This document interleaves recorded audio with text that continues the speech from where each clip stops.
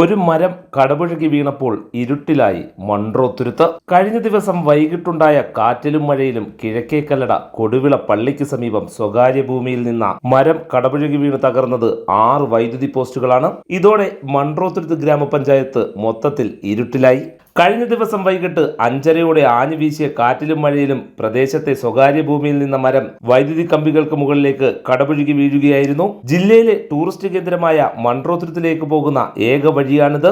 മരം വീണതോടെ ഗതാഗതം പൂർണ്ണമായും സ്തംഭിച്ചിരുന്നു. കുണ്ടറയിൽ നിന്നുമെത്തിയ ഫയർഫോഴ്സ് സംഘവും കിഴക്കേക്കല്ലട പോലീസും നാട്ടുകാരും ചേർന്ന് മരം മുറിച്ചു മാറ്റി രാത്രി 11 മണിയോടെയാണ് ഗതാഗതം പുനഃസ്ഥാപിച്ചത്.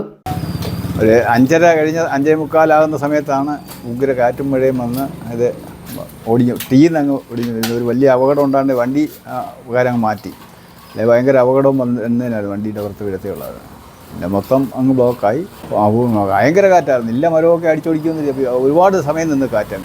പോസ്റ്റ് നല്ല കുഴപ്പമൊന്നുമില്ല. പോസ്റ്റ് 2-3-4 എണ്ണം ഓടിക്കും. മുറിച്ച് മാറ്റി ഏതാണ്ട് 11 മണിയായി രാത്രി. ഫയർഫോഴ്സ്, പോലീസ്, ഇലക്ട്രിസിറ്റി ബോർഡ് എല്ലാവരും. വൈദ്യുതി പോസ്റ്റുകൾ തകർന്നതോടെ മൺട്രോത്തുരുത്ത് ഗ്രാമപഞ്ചായത്തിൽ പൂർണ്ണമായും വൈദ്യുതി വിച്ഛേദിക്കപ്പെട്ടിരിക്കുകയാണ്. KSEB ഉദ്യോഗസ്ഥർ സ്ഥലത്തെത്തി വൈദ്യുതി പുനഃസ്ഥാപിക്കുന്നതിനുള്ള നടപടികൾ ആരംഭിച്ചിട്ടുണ്ട്.